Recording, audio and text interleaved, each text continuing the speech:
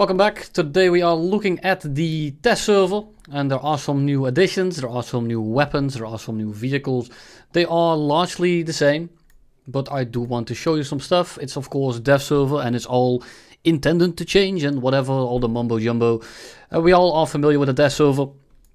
I'm just going to give you a very quick overview, or at least as quick as I usually keep it. It's probably not going to be very quick, but I'm going to try to keep it very quick. We have the F-14B. It does get some new weapons. It has a lot more countermeasures. And if we look at the loadout here, you can see that we have now flares on the outer pylons. We have AIM-54Cs. I haven't really tested these extensively yet. They do feel a little bit better. They're also heavier. I'm not entirely sure what to think of these just yet, and I don't want to test them too extensively because, well, it's the first test server and they are probably going to be changing anyway. Then we have the AIM-7Ms, and the AIM-7Ms are basically just AIM-7Fs. They're really not different at all at the moment. And then the AIM-9Ls we're all pretty familiar with. What is the difference between the F-14B and the F-14A in terms of the flight performance? The engines are a hell of a lot stronger. And it's a little bit heavier. It's about 1.5 tons, a ton heavier, with both on complete full combat loads. So 8 missiles, full tank of fuel. And then it's about 1.5 tons extra. We are going to be dogfighting a MiG-29 as well as an F-14A at the end of the video. I want to keep it at the end, so everyone that wants to have the quick overview can, well, watch the quick overview and not worry about the rest. F-14B here has no skins. It has basically nothing going on for it. The skin that we do get does look pretty good. Now we have the Su-22 M4, and this thing is just the exact same as the ones we already have in the game. It does get some different loadouts. I am not too versed in these kind of things, but if you do like looking at this kind of stuff, it's a carbon copy of what we already have in the game. In terms of skins, it also has 0.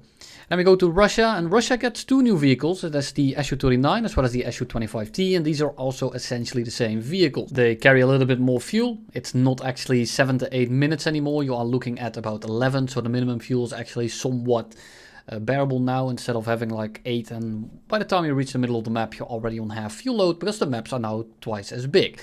Very cool indeed. But you don't fly these things for the performance, because at 11.3 you are gonna get your ass handed to you.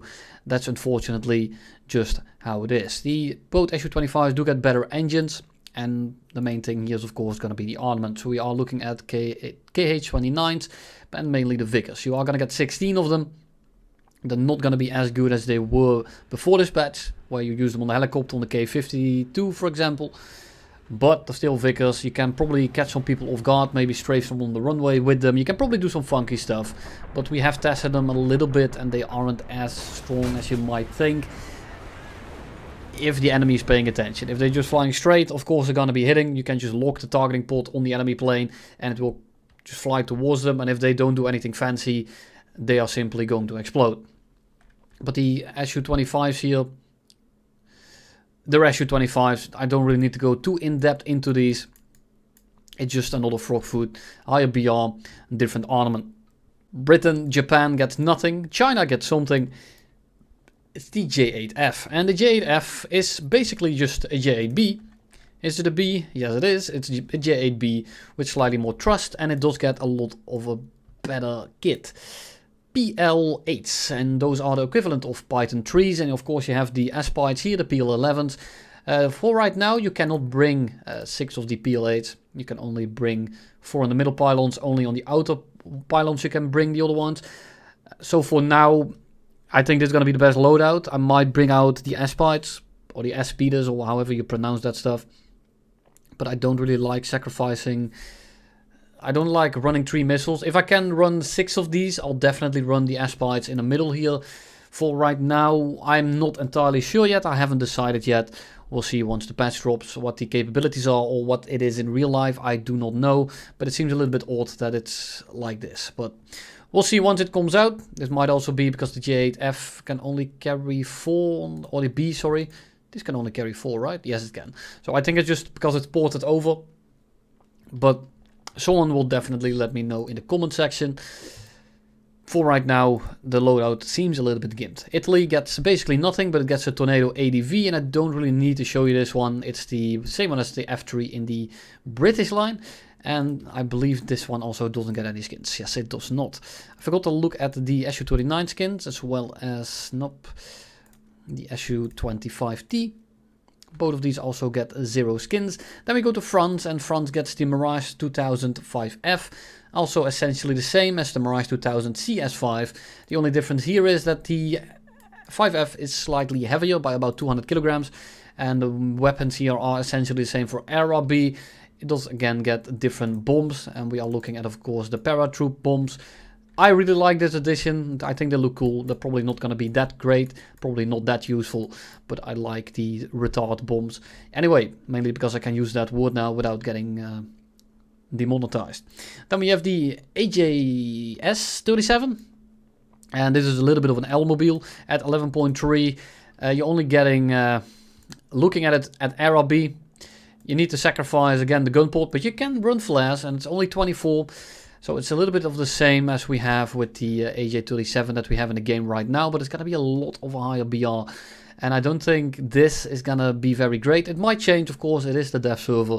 But as of right now, this thing seems a little bit of an L-mobile, at least for air. If you want to fly it in ground RB, be my guest. You do get some ordnance here, but I'm not sure how different it really is. Let me actually whip that screen up for you. It doesn't really seem too different here. It might get some more.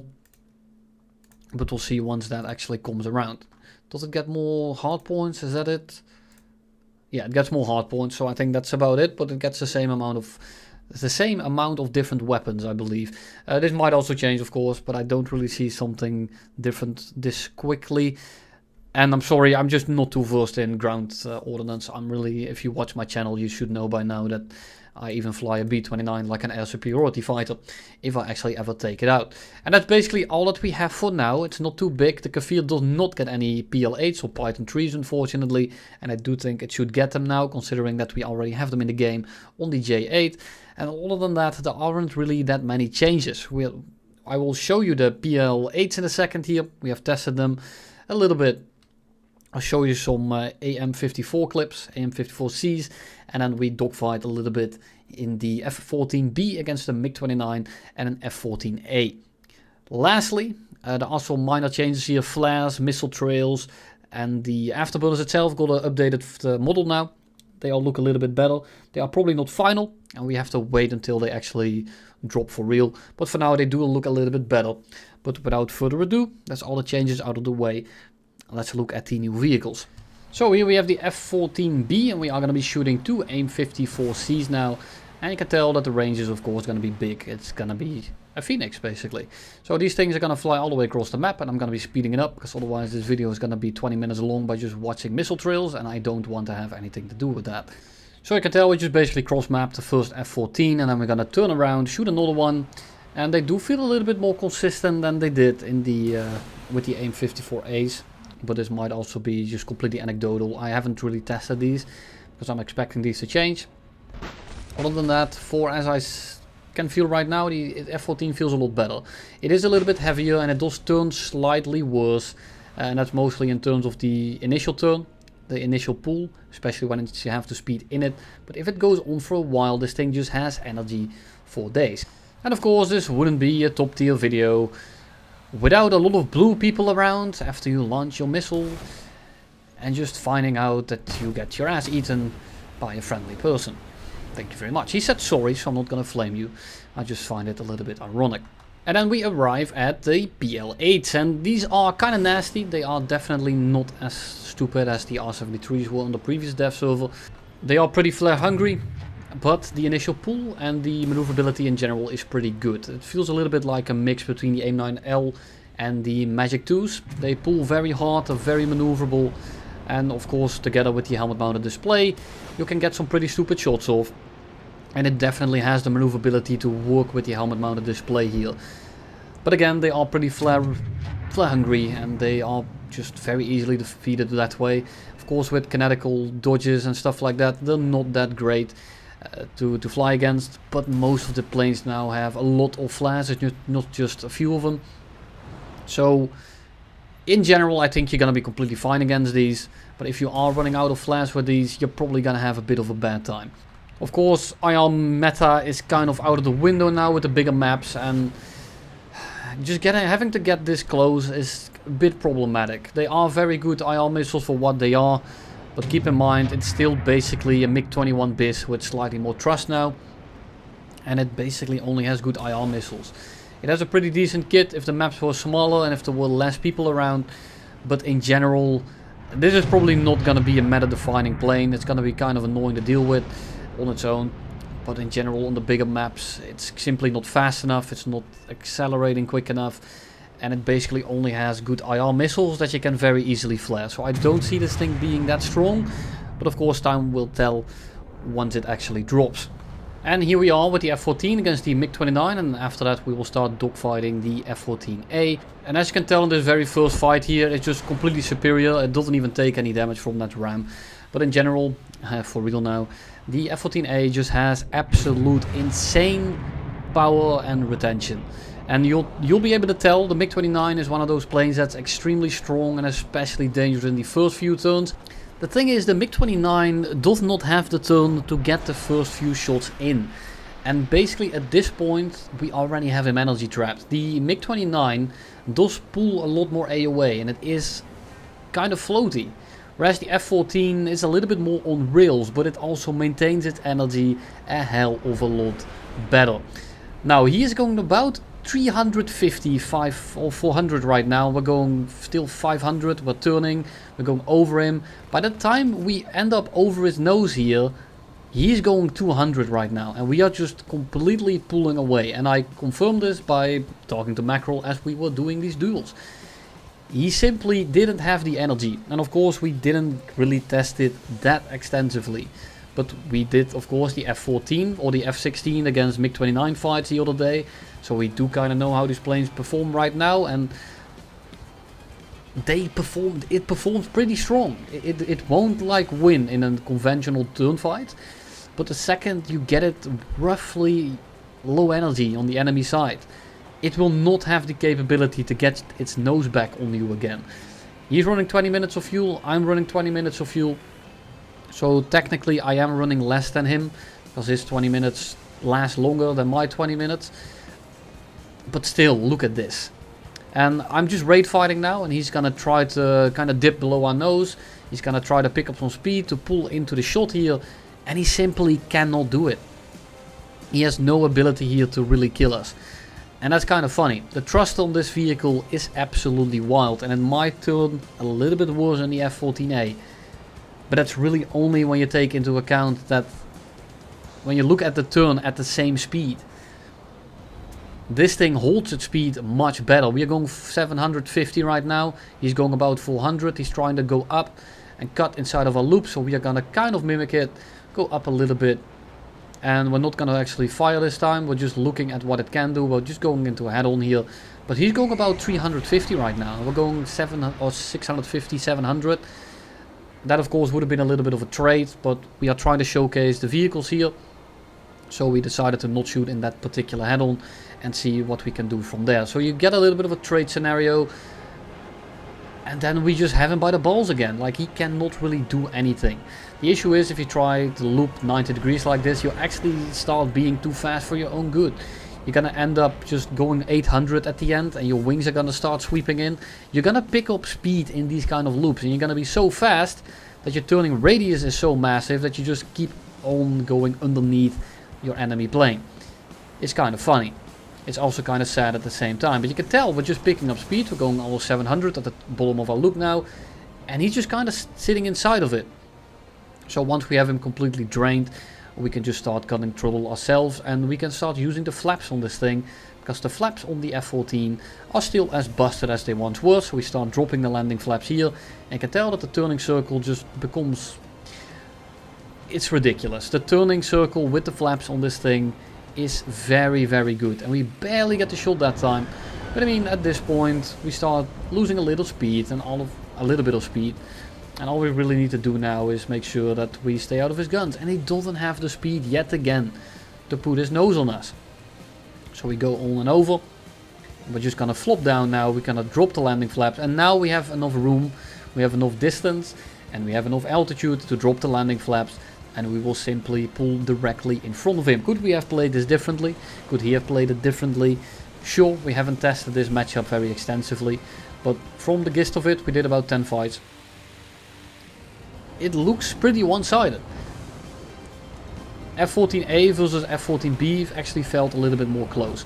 So we take down the MiG-29 and now we're gonna try dogfighting another F-14. Now we are gonna merge a little bit slower because the F-14A merges at about 1420 here, and we don't try to go that fast because if you go much quicker it shows a little bit of a skewed picture. So we are trying to merge at roughly the same speed, and we're simply gonna go straight vertical. Now the F-14A will get the shot before us, and again we're not gonna start shooting in the first few head-ons because we're just trying to see what these planes do, and we're just gonna see what happens. It's a little bit of a mock dogfight. We're not really trying to win this time with the MiG-29. We were trying to just full send it, see who could get the shot, except for that one head-on. But we're just trying to portray here what these planes can do. But the F-14A ends up being a lot slower in these turns, so he's just turning inside of us. He's also turning a little bit better, so he's just getting the first shots in. But the second this happens, he's going about 250 right now, and we can just go straight vertical, and it's basically done. Like the second the F-14 misses its first few shots, and I'm talking about the F-14A, it's over. It doesn't have the speed here. Luckily you shouldn't be fighting this too often. We go into another one of these head-ons, and I mean, I got the shot way before him. I probably would have won this straight, but we're just trying to see what we can do here. Now he's again going about 180 to 250 here, and we're going 530, and we can go straight up. We don't have to use our flaps, we can just loop directly on his ass. And there's really nothing he can do anymore. And it's as I said, like you need to get the first few shots in, you need to make sure that you get the shot early on. And you will get the shot early on, and that's how we won 2 of the fights that we did. But it is kind of one-sided. It's just a matter of trying to not get shot in the first 30 to 40 seconds. And after that you have basically won the fight. I haven't tested this against the Mirage 2000 or the, whatchamacallit, F-16. So I can't really give you an update on that one yet. But it is a little bit surprising just how strong these engines are. And even though it's a lot heavier, it has too much power. You're not going to be running this thing out of energy. So it has basically unlimited energy. It has a lot more flares. And it also has more fuel, believe it or not. It has 30 seconds more fuel on full afterburner on a full tank compared to the F-14A. It's a little bit more efficient. But yeah, that's basically the main differences here. We are going to be testing these a little bit more extensively once they come out. I want to get an actual proper verdict, and I want to make a video like we did with the F-16 versus MiG-29 video that I made last week, which ended up doing pretty damn well. So expect more of those. I don't want to do it too often, maybe like 1 a month, maybe 2 a month. Just see what the reception is, and of course if I have an interesting matchup, because I don't want to just start doing stuff like the A6M0 versus a Spitfire, because well, there's really not much to show there, so I don't want to do those kind of matchups. But I do want to test the Mirage against the MiG-29 for example, and stuff like that, and see if we can find some interesting matchups. Let me know down below, but for now we are going to be focusing on the patch and just kind of see what these planes are like and what you can expect. And again, the F-14A is just completely out of energy. He can't really do anything. And we just start looping his ass. If you keep these fights relatively horizontal, if you try to scissor and stuff, you are going to be losing. Especially if you are both on afterburner, you're going to pick up more speed, you turn a little bit worse. And he's just slowly but surely going to end up directly behind you, which is something that you don't want to happen. So for now, we are just going to be stuck in these loops again. And basically when we get on top of these loops, he needs to do one thing, and that's extend away and dive out. He can't really do anything else. So it's a little bit of a sad story here. I don't think that America needed another top dog. I think I rather would have seen something like the Gripen that they might add this year with the JA-39. But hey, it is what it is. America gets another top plane, and now it has, well, 3 of the planes in the top 5. 2 of the planes in the top 5. It's a little bit wild. But you know, what can you do about it? You know, people claim Russian bias, of course. I don't really agree with this, but you know, what can we do about it? And it's as I said, you just drain him. Now, of course, this time he's actually sticking to fights. What he needs to do is play it a little bit smarter and basically go for the reversal, because he can actually reverse us a little bit easier then we reverse him. So if we get this 6 chase, if I am on a 6 and I am going a little bit quicker, he will slow down easier and he will turn a little bit tighter, so he can actually reverse us. And if that happens and you're not going quick enough, you are completely boned. There's nothing you're gonna be doing. It's kind of frustrating in that sense, and you can tell here, this is the first fight that we did, and here we're actually just trying to fight in a normal manner. So we're just trying to win both. We're not really trying to portray what the vehicles can and can't do. And you can tell that the F-14A is just kind of pulling in. But again, after a certain amount of times, the enemy will simply just not have energy left, and he's just trying to spray. He gets one shot in, pretty hard shot, not very reliably gonna be hitting that, at least not for the average person.